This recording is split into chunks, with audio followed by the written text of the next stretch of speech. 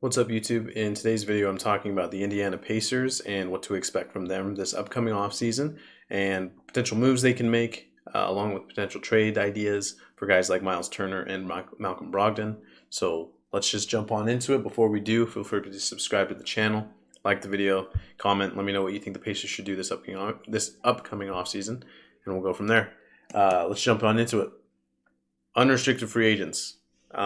Ricky Rubio, TJ Warren, Jalen Smith, and Lance Stevenson. The big one out of here is probably Jalen Smith. They acquired him from the Phoenix Suns last year. Played pretty solid, I think, in kind of the minutes that he was able to play. I don't see him just walking away for nothing. Usually when you trade for a player that's going to be a free agent in the next offseason, typically means that you're going to keep them. You want to keep them. TJ Warren is one that's really interesting. I wonder exactly where he is health-wise. He's missed the last couple of years after being injured. Again, provides you a forward who can score the ball. I just wonder, again, where is he mentally with the injuries? Is he going to be able to recover? Has he recovered? It's just crazy that him, along with Jonathan Isaac of Magic, have just had so much time off from their injuries.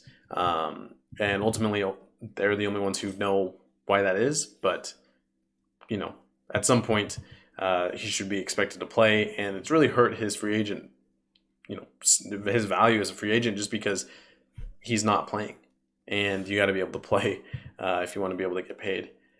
So unfortunately, he's kind of in a rough spot currently. Restricted free agents: Nate Hinton, Gabe York, not going to spend much time there. Team option: Joe Shea Brissett, and then non-guaranteed deals along with Brissett are Dwayne Washington Jr. and Terry Taylor. I believe they've made those just regular contracts with Washington and Taylor, but I'm not 100% sure. Extension eligible players. Let's talk about Miles Turner, Goga Batidze, Brissett, and Keeper Sykes. So main focus here, again, when we talk about extension eligible players, we really want to drive home the idea that these players are going to be either signed because they're part of the team's future, or they're going to be traded because they're not.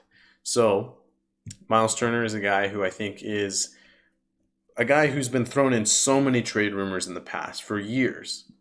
The only thing is that recently has come down. There was a recent report that came out and said that Turner's no longer a guy that they're going to try to move off of.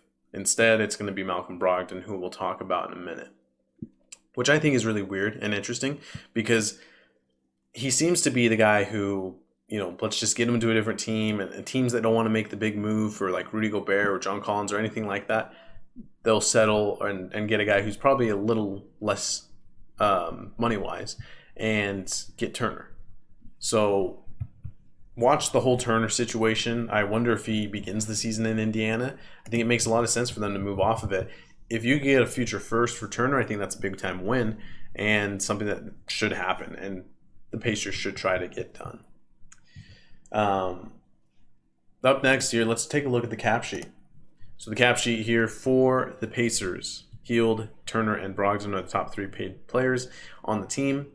Both Hield and Brogdon have contracts that run through the end of 2024. Or Brogdon's actually ends through 2025. So those are two players that I think are candidates to be traded along with Turner. I think that for a team that's rebuilding like Indiana is, I just don't see the value of having Turner and Hield on the team long term. They can go to other teams and be solid players for those respective teams. So that's in mind. Also, T.J. McConnell is also on that list as well. But the future is Tyrese Haliburton. And whatever they can do with Benedict Mathurin and whatever they can really kind of bring out of Isaiah Jackson along with Jalen Smith. So let's move from that to this next point, which is what they need. They need a defensive player. I think they need a defensive forward for the future.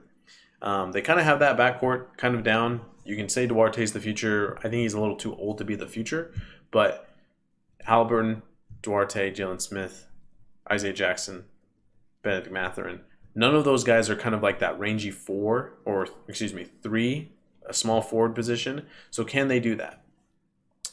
Are they going to let Rubio and Warren just walk? I think they will. They do have some cap space. There has been a recent rumor, though, that that person that could fill the small forward spot for them is Miles Bridges from Charlotte. Charlotte has given some reports that there are some there's some hesitancy with the Bridges being a long-term piece there in Charlotte. But I do really like the idea that he would come to Indiana and could be a big contributor for them out of restricted free agency. Although Mitch Kupchak did recently say that Bridges is probably going to stay with the Hornets, so that might be short-lived of an idea. So I think Indiana should just try to trade Brogdon, Hield, along with Miles Turner. And once they do that, I think they can hopefully get some picks back. I think all those guys warrant picks. So is there a move that can happen? It'll be interesting to see what happens with Indiana. They're probably this team that's going to be rebuilding for the most part, but I think that they're doing it the right way, and they have a star with Tyrese Halliburton that they can work through and go from there. So we'll see what they do. Pretty short video for the Pacers, but what do you think?